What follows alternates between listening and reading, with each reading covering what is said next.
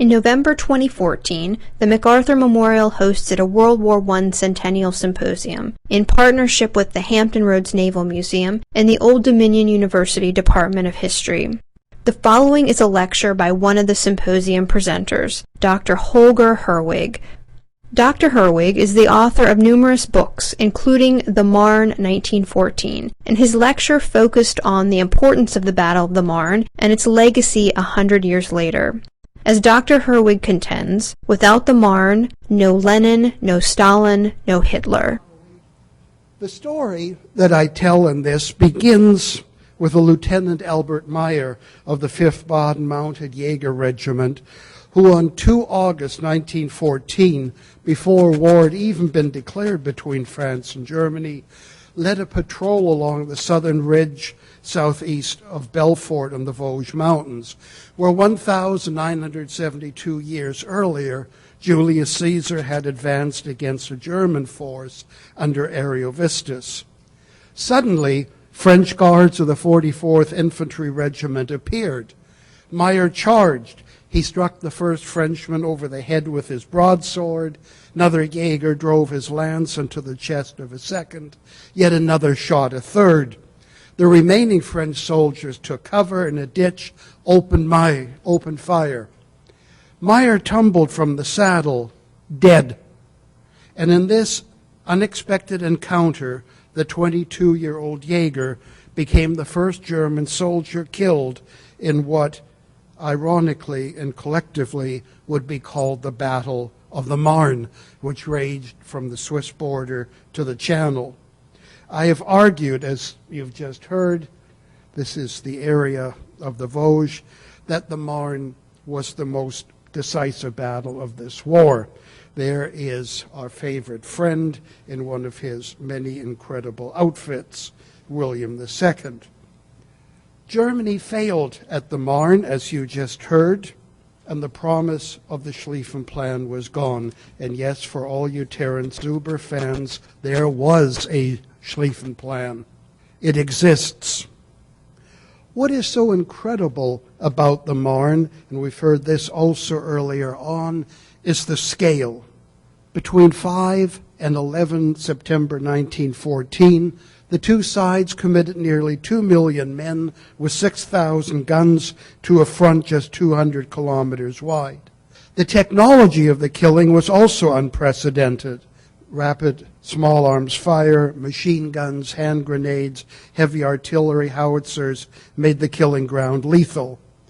The casualties suffered by both sides were unimaginable to pre-war planners. 200,000 men per side in the hilly battle of the frontiers in August, another 200,000 along the chalky plains of the Marne in September. By comparison, British casualties were 1,701. No other year of the war compared to its first 5 months in terms of death. The chapel of the French Military College at St. Cyr had only a single entry for its dead for the first year of the war. Quote, the class of 1914. That is before Hitler destroyed it. The immediate impact of the Marne, I argue, was stunning. As you've heard, the great assault on Paris had been halted, the enemy driven behind the Aisne River, France spared in 1871. And as you also know, the long-term repercussions were tragic. The Marne ushered in 4 more years of what the future German military historian Gerhard Ritter, a veteran of the Somme, called, quote, the monotonous mutual mass murder of the trenches, which we'll hear about tomorrow. The Marne, of course, was high drama. Winston Churchill, looking back after 1914, wrote, quote, no part of the Great War compares in interest with its opening. The measured, silent drawing together of gigantic forces, the uncertainty of their deployment, the fickle role of chance made the first collision a drama never surpassed. Never again would battle, he wrote, be waged on so grand a scale. Never again would the slaughter be so swift or the stakes so high. What's incredible, like so much of World War I, the Marne is also enshrouded absolutely in myth. Some were simply propaganda. The Kaiser's planned entry into Nancy astride a white charger in the white-dressed uniform of the Gardes Cuirassiers. The 20-meter-long German flag, especially made to fly from the top of the Eiffel Tower.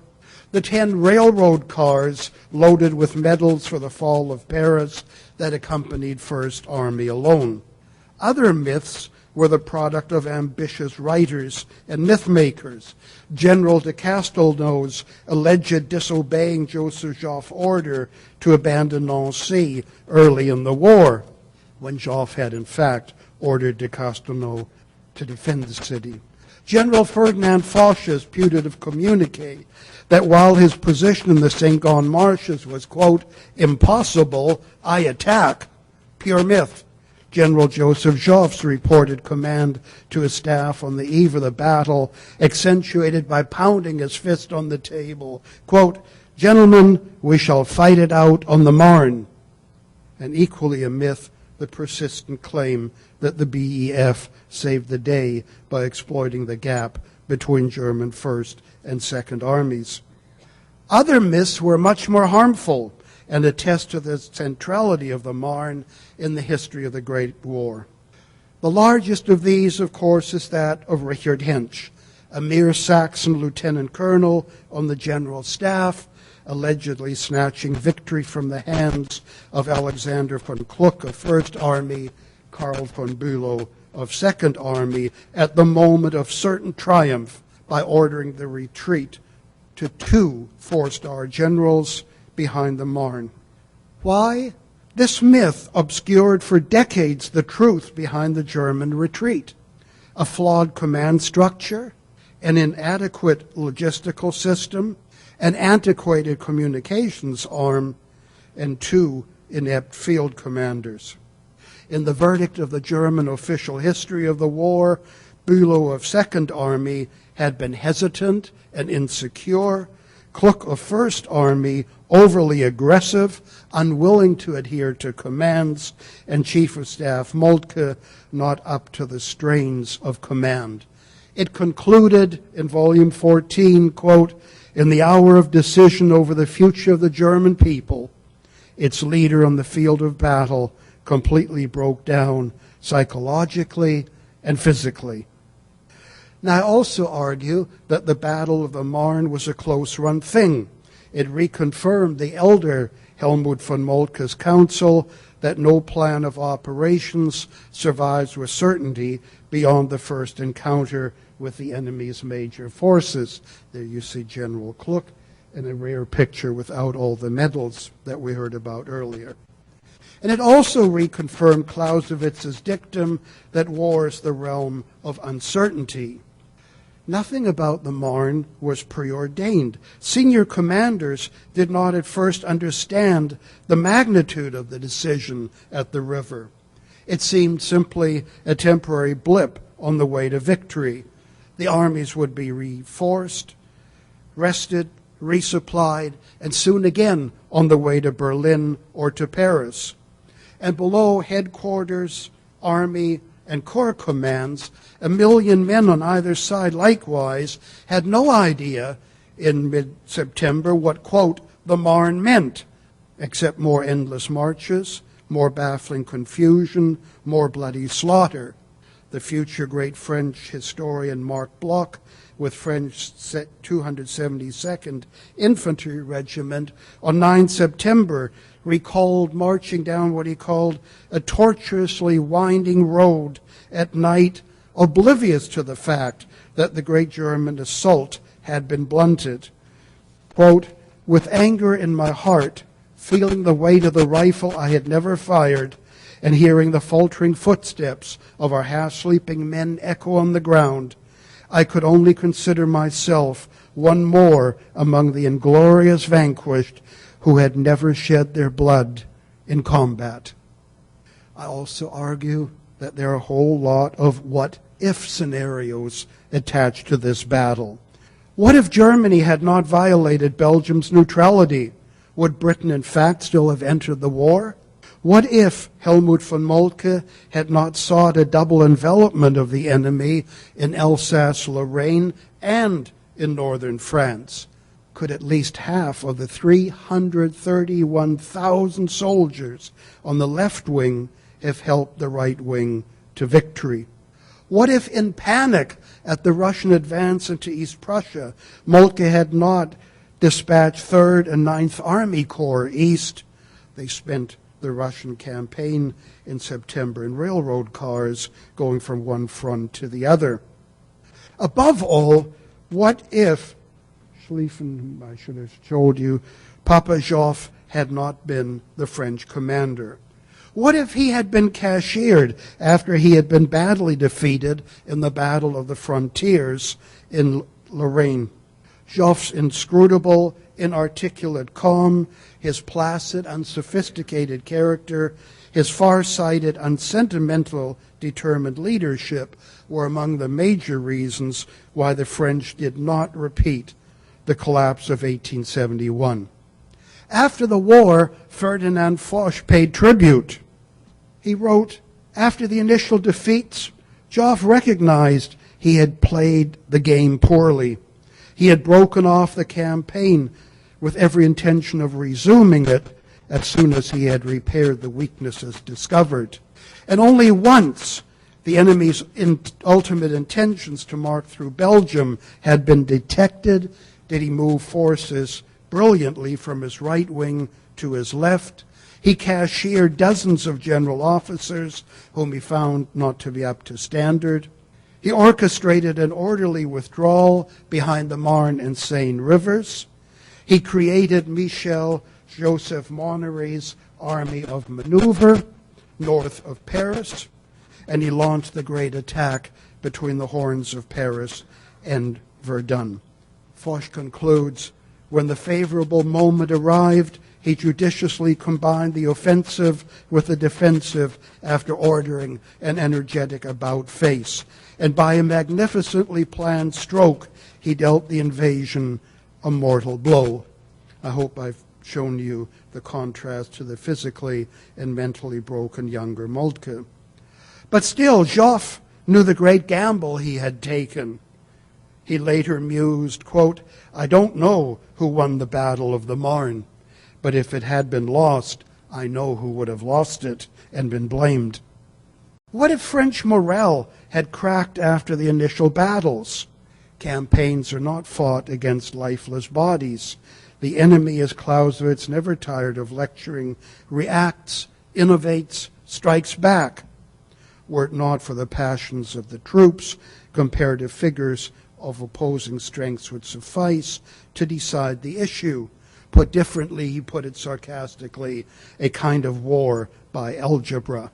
What's incredible about the Marne in 1914 is that the French poieux surprised the Germans with what General Moltke called his élan.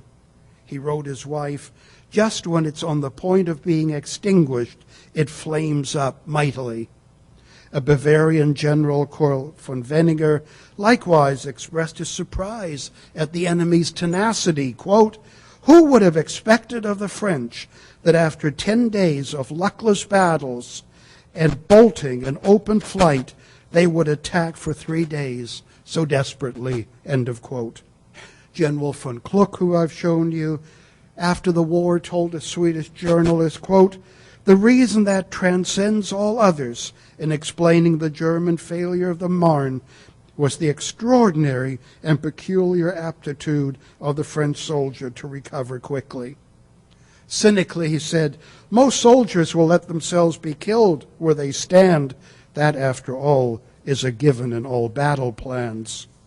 Then he went on, quote, but that men who have retreated for 10 days, that men who slept on the ground, half dead with fatigue, should have the strength to take up their rifles and attack when the bugle sounds, that is a thing upon which we never counted. That is a possibility we never even spoke about in our war academies. Now, I suggest the Marne reveals two different types of command styles. Moltke was content to remain at headquarters, far removed from the front, to give his field commanders great latitude in interpreting his general directives. He chose not to control them by way of telephones, automobiles, aircraft, or staff officers who languished at headquarters. Already in peacetime, he had let it be known it sufficed for them simply, quote, to be informed about the intentions of the high command orally through the sending of an officer from headquarters. The war proved otherwise. A man, Morris von Linkers, chief of the military cabinet, struck at the heart of the matter on 13 September, quote, "It is clear that during the advance into France, the necessary tight leadership on the part of the chief of the general staff had been totally lacking." The next day, Moltke was placed on sick leave. More than 30 commanders, generals, were relieved of their commands. But 3 of the top leaders were not, because they were in line for future crowns: Wilhelm of Prussia, Ruprecht of Bavaria, and Albrecht of Württemberg. Not even the 2 most controversial commanders were sacked after the Marne. Bülow, who had shown less than boldness, in fact, was promoted field marshal and rewarded for his mediocre performance by giving command of both 1st and 7th Armies. Kluck, who had disobeyed Moltke's orders, turned in southeast of Paris, commanded his army until the spring of 1915. The only commander sacked was Hausen of 3rd Army, and that was because of a case of typhus. On the other side, if we look at Joffre, we see someone who played a highly active role, as Bob Doty in his wonderful books has shown. Apart from issuing a host of special instructions and orders, and I should tell you the French official history is 144 volumes, he showered his commanders with hundreds of personal and secret memoranda, telephone calls, orders. He used his Le Mans race car driver to great advantage, constantly on the road to inspect, to order, to encourage, and where necessary, to relieve. In fact, he sacked 2 Army, 10 Corps, and 38 Division commanders in the first month of the war. Some he fired because he thought they were overly pessimistic, others because he found them nervous and imprudent. But he maintained a core of loyal and aggressive army commanders. He promoted many of them because, as he said, they have faith in their success and who by mastery of themselves know how to impose their will on their subordinates and dominate events. He never regretted his sometimes unjustified firings, and after the war, he's probably the only French general who declined to engage his, quote, victims in a war of memoirs. Ironically, for me as a German military historian, the elder Moltke's strategic use of railways in 1866 and again in 1870 was absent in 1914 at the fronts. The brilliant railroad performance was Joffre's, who used his Directorate of Railways and Interior Lines, and when he realized by 24 August he had lost the battle of the frontiers, the Germans were sweeping through Belgium, he altered the entire center of gravity of his dispositions to achieve numerical superiority at the western extremity of the front. He dissolved Pol Pot's ineffective army of Alsace. He sent it to reinforce the entrenched camp of Paris. 2 days later, he dispatched 4 divisions to the capital. Then he orchestrated a staggering transfer of forces from Lorraine to Greater Paris. 4 corps, 9 corps, 15 corps, 21 corps, all of this. And of course, the famous Parisian taxis. They are lore, they are in the museum in Paris. I can tell you from the French official history, 90% got lost, broke down, ran into one another, and delivered very, very few to the front. But it was Gallic, it was chivalrous. Artillery, as you well know, ruled the battlefield.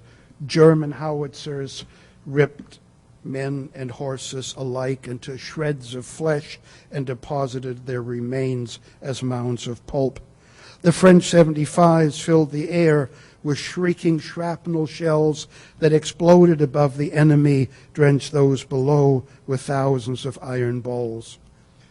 American journalists who accompanied both armies wrote, incredibly, for 4 weeks, crude, stinking, crowded ambulance wagons jostled the wounded back to barns and churches, hastily converted into field hospitals, quote, where the unfortunates lay for hours in clouds of flies drinking their blood.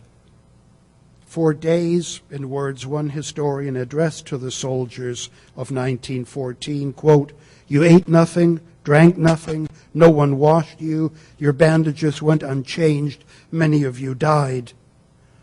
The living, and this again caught American journalists, the living moved on, quote, a mass of stinking, unbathed humanity advancing through a reeking foul air of dead and dying cattle and mutilated horses to fight another battle, another day. Obviously, the murderous nature of industrialized warfare changed the common soldier. Regardless of social, regional, or religious origin, they wrote home of the filth and dirt, the horror and fear of their frontline experiences. Some remembered the initial euphoria, marching through fall-clad orchards, the camaraderie, and above all, the liberating of wonderful wine cellars. Then they remembered the constant nagging hunger and thirst, the endless marches by day and night, the choking dust, the searing heat, then the cold rain and oozing mud, the burning villages, the groaning of the wounded, the deathly rattle of the dying. Just remember, First Army alone in September marched 523 kilometers on foot, fought 17 major battles, and had 0 days of rest. A German soldier wrote home, my opinion about the wars remained the same. It is murder and slaughter. It is still incomprehensible to me that humankind in the 20th century can commit such slaughter. A professor of art from Munich stated his feelings in more prosaic terms. I have seen so much that is grand, beautiful, monstrous, base, brutal, heinous, and gruesome, that like all the others, I am totally stupefied. To see people die hardly interrupts the enjoyment of the coffee that I have triumphantly brewed in stark filth while under artillery fire. This already in September 1914. A French poet expressed much the same disillusion.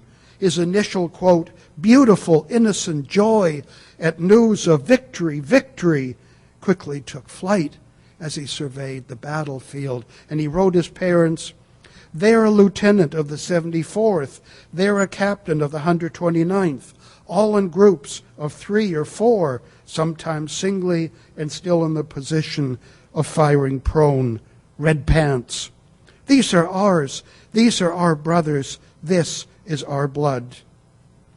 The heroism of 1870-71, he said, was gone. Quote, we feel small, so small, in the face of this frightening thing, some with bloody arms, others with boots ripped to shreds by red holes. The meaning of it all escapes me. We do not know, not really, if we've done anything for use for the country. Incredibly, despite the savage warfare, morale held. There were no widespread refusals to obey the call-ups. Large numbers of volunteers, even if grossly exaggerated for public consumption, rushed to the recruiting depots. No major rebellions, no major strikes took place. The Marne, I argue, prefigured the resilience of European militaries and societies to endure horrendous sacrifices. To be sure, there were those at imperial headquarters who understood that the time had come in the fall of 1914 to end the great folly. Field Marshal Gottlieb von Hülsen-Haseler, activated at the tender age of 78, advised William II, quote, "It seems to me that the moment has come which we must end the war. The plan has failed." The Kaiser sent him away. Chief of Staff Moltke's successor, Falkenhayn, in November informed the government, quote, "It is impossible to beat the Allied armies to such a point where we can come to a decent peace. By continuing the war, quote, Germany runs the danger of slowly exhausting ourselves." It's from a chief of the General Staff. We must make peace with Russia now. The civilian chancellor, von Bethmann-Hollweg, rejected the council and sent him home. Well, to sum up, it began at the Marne. It ended at Versailles in 1919. In between, and we all fudge our numbers, somewhere around 60 to 65 million young men had been mobilized, 9 million possibly killed, 20 million wounded, and of course with the 2020 vision of hindsight, the great tragedy of the Marne is that it was strategically indecisive. Had German First Army destroyed French Sixth Army east of Paris, or had the French Fifth Army pursued Germany's Second Army more energetically beyond the Marne, i.e., had there been a decisive victory, of course the world would have been spared the greater catastrophe that was to follow in 1939-45, and I thank you for your time. Thank you for listening. If you have any questions, suggestions, or comments, please contact Amanda Williams at amanda.williams@norfolk.gov.